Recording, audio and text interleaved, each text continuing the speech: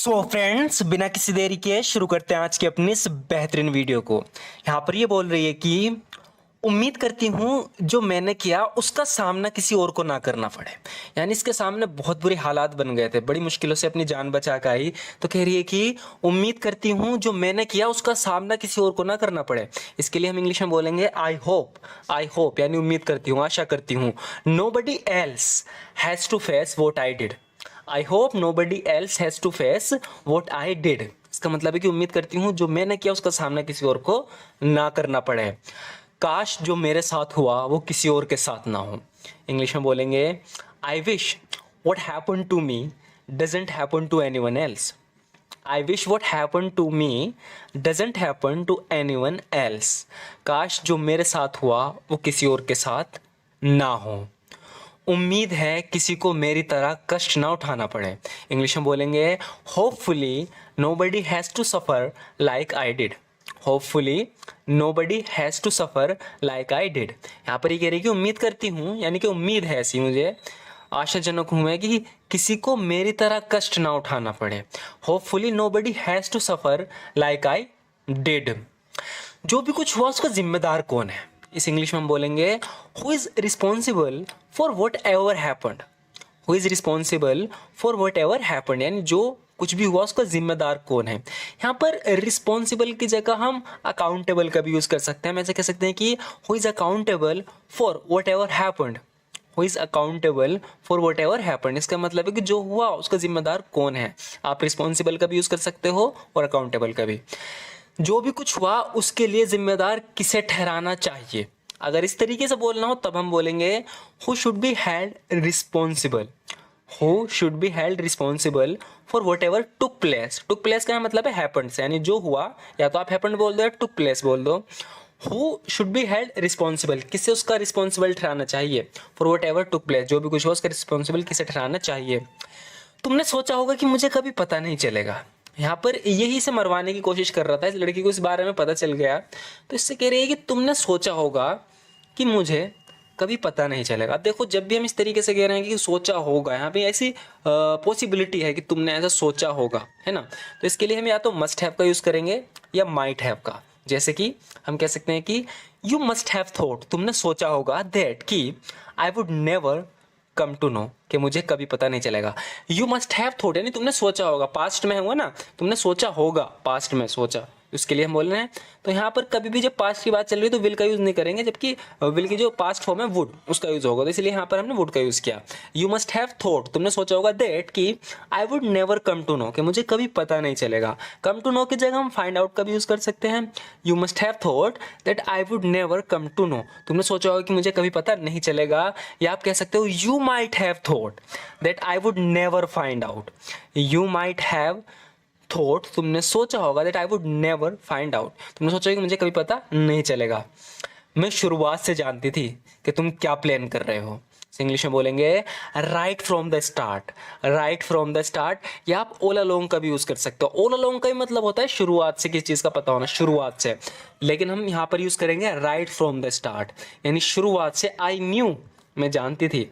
What plan you are working on, कि तुम किस प्लान पे काम कर रहे हो, तुम्हारा प्लान क्या है, मैं शुरुआत से जानती थी। Right from the start I knew what plan you are working on.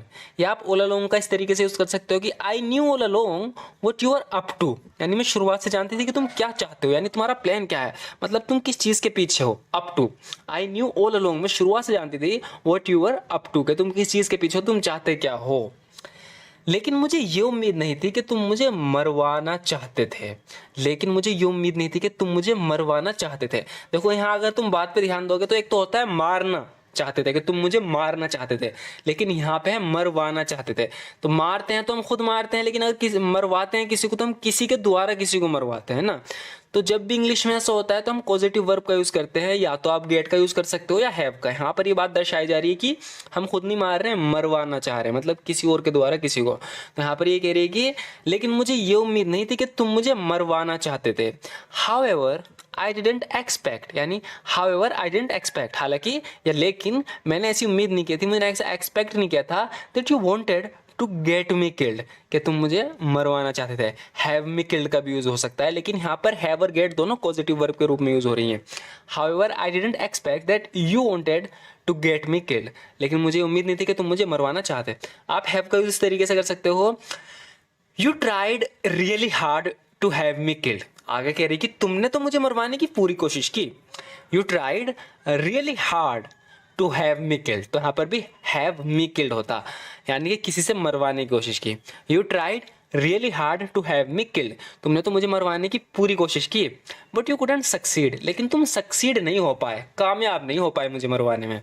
या आप गेट का यूज करके कह सकते हो कि you attempted to get me killed. देखो मैंने पहले बताया है ट्राई, जब भी कहीं पे हम कह रहे हैं कि यहाँ पे जैसे कह रही है ना you tried really hard, tried, देखो जब भी हम ट्राई वर्ड का नहीं यूज करना चाहते तो उसका जो ऑप्शन है वो है attempted. You attempted to get me killed, यहाँ पर भी देखो हम किसी चीज को अटेम्प्ट कर रहे हैं ट्राई कर रहे हैं, बात एक ही है। You attempted to get me killed, तुमने मुझे मरवाने की पूरी कोशिश की, but you didn't succeed in it, लेकिन तुम इसमें कामयाब नहीं हुए। तो get me killed, have me killed, तो इन्हें थोड़ा ध्यान से देखना। तुम किसके कहने पर ऐसा कर रहे हो, अब इसे बोलने के दो तरीके हैं बिल्कुल अलग अलग। सबसे पहले तो अगर हम किससे कह रहे हैं कि तुम किसके कहने पर ऐसा कर रहे हो, हम कह सकते हैं कि on whose authority are you doing this, on whose authority are you doing this, यानी किसके कहने पर ऐसा कर रहे हो तुम, on whose authority are you doing this. या आप कह सकते हो whose command are you following, whose command यानी किसकी कमांड को फॉलो कर रहे हो तुम, whose command are you following, यानी तुम किसके कहने पर ऐसा कर रहे हो।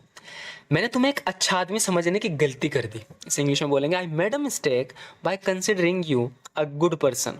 आई made a mistake by considering you a good person, तुम्हें मैंने एक अच्छा आदमी समझने की गलती कर दी। I made a mistake by considering you a good person, मेरा नसीब अच्छा था कि मैं मरी नहीं।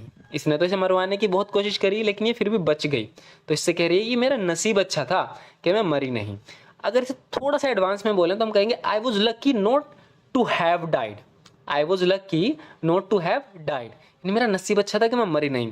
I was lucky not to have died, ये थोड़ा समझ में नहीं आ रहा होगा तो आप इसका यूज कर सकते हो, I was lucky that I didn't die, I was lucky that I didn't die.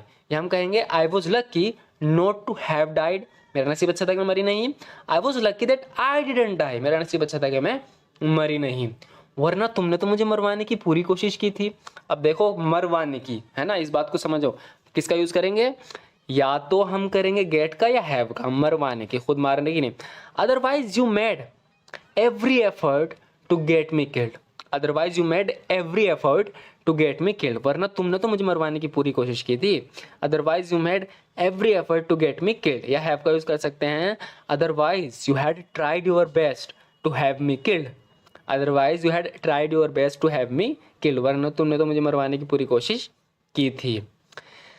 So friends, आज की वीडियो में बस इतना ही। आपको ये वीडियो कैसी लगी ज़रूर बताना। अगर आप इस तरह की और भी वीडियोस देखना चाहते हो जो कि आपको देखनी चाहिए, अगर आप सच में अपनी इंग्लिश को इम्प्रूव करना चाहते हो, क्योंकि यहाँ से हमें आइडियाज़ मिल जाते हैं, नए नए वर्ड सीखने को मिलते हैं और कैसे हमें एक टॉपिक पर बोलना है इसका भी अंदाज़ा हो जाता है। तो अगर आपको वीडियो अच्छी लगी तो लाइक ज़रूर कर देना। Thank you so much for watching this video.